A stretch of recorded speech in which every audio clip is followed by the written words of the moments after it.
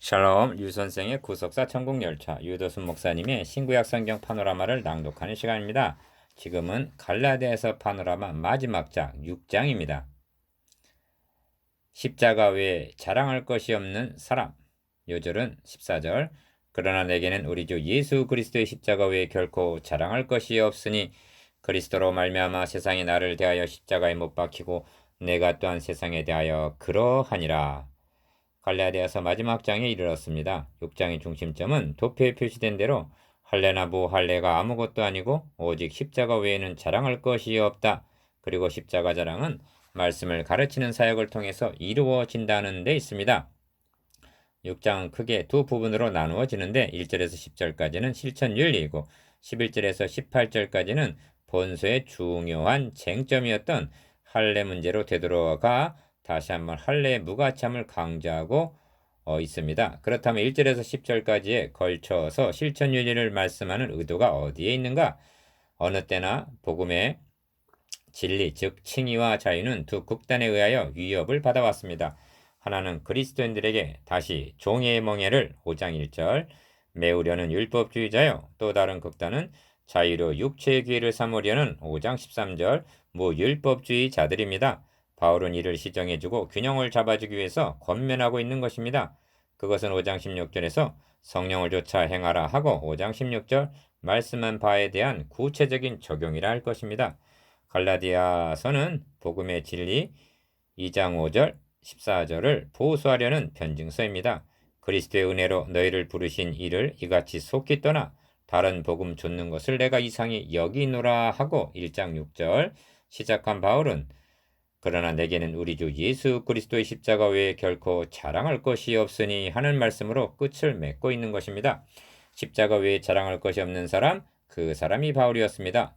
바울은 갈라디아 성도들을 향해서 이 편지를 통해서 형제들도 그런 확신을 갖게 되었느냐 하고 묻고 있는 셈입니다. 그리고 우리에게도 너도 그러하냐 하고 묻고 있는 것입니다. 이를 세 단원으로 나누어 상고하겠습니다. 첫째 단원 1절에서 5절 짐을 서로 지라. 둘째 단원 6절에서 18절 선을 행하다가 낙심하지 말라. 셋째 단원 11절에서 18절 새로 지으심을 받은 자뿐이니라. 첫째 단원 1절에서 5절 짐을 서로 지라. 형제들아 사람이 만일 무슨 범죄한 일이 드러나거든 신령한 너희는 온유한 심령으로 그러한 자를 바로잡고 너의 자신을 돌아봐 너도 시험을 받을까 두려워하라. 1절 1. 사람이 만일 범죄한 일이 드러나거든 1절 상반절 이럴 경우 어떻게 해야만 하는가? 양면으로 권면하고 있는데 첫째는 기억 신령한 너희는 온유한 심령으로 그러한 자를 바로잡고 합니다. 1절 중반절 바울은 이 지점에 이르러 갈라디아 형제들을 신령한 너희라고 말씀하고 있습니다. 이제까지 갈라디아서를 상고한 형제도 여러분도 신령한 자가 되어 있을 줄 압니다. 온유한 심령으로 바로 잡으라 말씀합니다. 바로 잡아 주되 온유한 마음으로 하라는 것입니다. 여기에 육신의 소욕을 하는 것과 성령의 소욕을 하는 차이가 드러납니다. 이럴 경우 육신의 소욕은 판단하고 정죄합니다. 그러나 온유는 성령의 열매인 것입니다. 23절 2.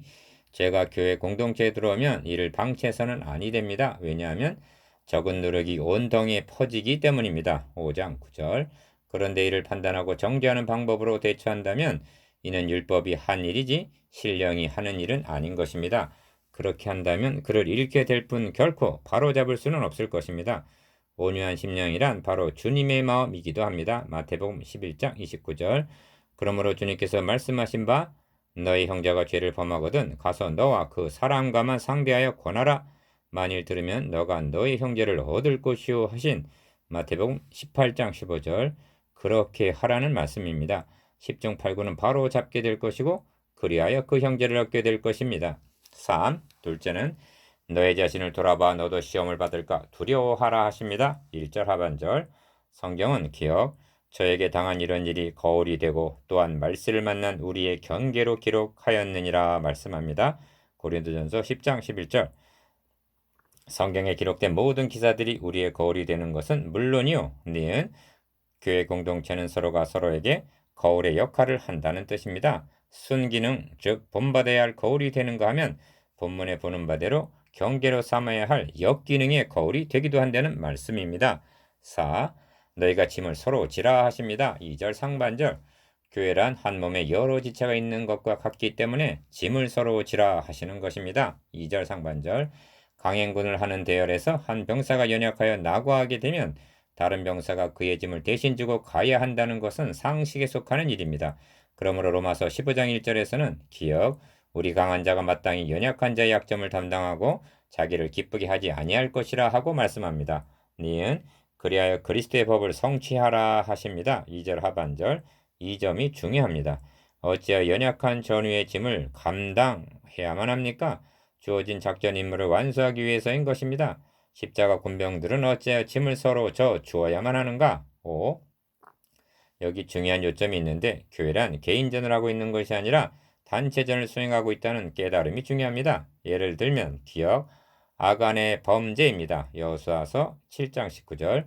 그로 인하여 여리고라는 난공불락의 성을 정복한 하나님의 군대는 아이라는 작은 성 앞에서도 패주할 수밖에 없었고 많은 희생을 치러야만 했던 것입니다. 니은 그러므로 교회란 자기 혼자 잘하면 되는 것이 아닙니다.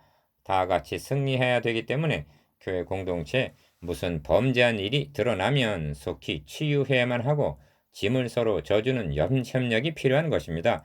그러므로 구성원들은 나 하나 잘못하면 자신의 패배에 머무는 것이 아니라 팀 전체에 영향을 끼친다는 공동체 의식이 있어야만 하는 것입니다. 이윽 그러므로 내가 짐을 서로 지라하는 말씀은 그를 도와주라는 차원이 아니라 적극적으로는 그의 짐이 곧 기억, 내 짐이라는 의미가 됩니다. 왜냐하면 그는 한 몸에 속한 같은 지체이기 때문입니다. 유기적인 인체는 많은 지체 중에서 어느 한 지체가 손상을 입게 되어도 정상적인 활동을 하지 못하게 되고 심지어 목숨을 잃기까지 하는 것입니다. 그렇다면 형제를 사랑하는 것이 곧 나 자신을 사랑하는 것이요 형제의 짐이 곧 내 짐이라는 각성을 하게 되는 것입니다. 이것이 니은 그리스도의 법을 성취하는 것입니다. 만일 그렇게 하지 않고 독불장군식으로 나간다면 그 공동체가 어찌 되겠습니까? 만일 누가 아무것도 되지 못하고 된 줄로 생각하면 스스로 속임이니라 하고 말씀합니다. 3절 각각 자기 짐을 지라. 1. 그런데 2절과 5절을 대조해 보십시오. 내가 짐을 서로 지라 한 바울은 기억 5절에서는 각각 자기 짐을 질 것임이니라 하십니다. 여기에 균형과 조화가 있는 것입니다. 신앙생활에 있어서 중요하고 어려운 점이 균형과 조화입니다. 가정의 규정성을 강조하면 교회에 등한해집니다. 믿음을 강조하면 행함이 소홀해지는 것을 보게 됩니다.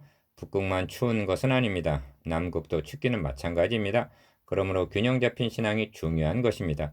연약한 형제 짐을 져 주어라 하고 말하면 자신이 감당해야 할 책임까지 떠넘기려 하는 경우를 보게 됩니다. 그러므로 2절의 짐은 혼자서는 감당 못할 무거운 짐을 의미하지만 니은 5절의 짐은 마땅히 자신이 감당해야 할 짐, 즉 의무를 의미합니다. 그래서 성경은 만일 믿는 여자에게 과부 친척이 있거든 자기가 도와주고 교회로 짐지지 말게 하라 하십니다. 디모데전서 5장 16절. 이상 말씀드린 것을 요약을 한다면 기억, 너희가 짐을 서로 지라 하십니다. 왜냐하면 만일 한 지체가 고통을 받으면 모든 지체도 함께 고통을 받고 한 지체가 영광을 얻으면 모든 지체도 함께 즐거워하나니 너희는 그리스도의 몸이요 지체의 각 부분이라 라고 말하기 때문입니다. 고린도전서 12장 26절에서 27절. 니은 각각 자기 짐을 지을 것임이니라 합니다. 왜냐하면 내가 감당해야 할 몫까지 다른 지체에게 짊어지게 한다면 그 지체에게 고통을 주는 것이기 때문입니다. 결론은 지긋 나라는 지체로 인하여 공동체 전체로 하여금 영광을 얻게 할 수도 있고 반대로 고통을 당하게 할 수도 있다는 점입니다. 구성원들이 이 점을 명심한다면 책임 있는 지체로 살아가게 될 것입니다.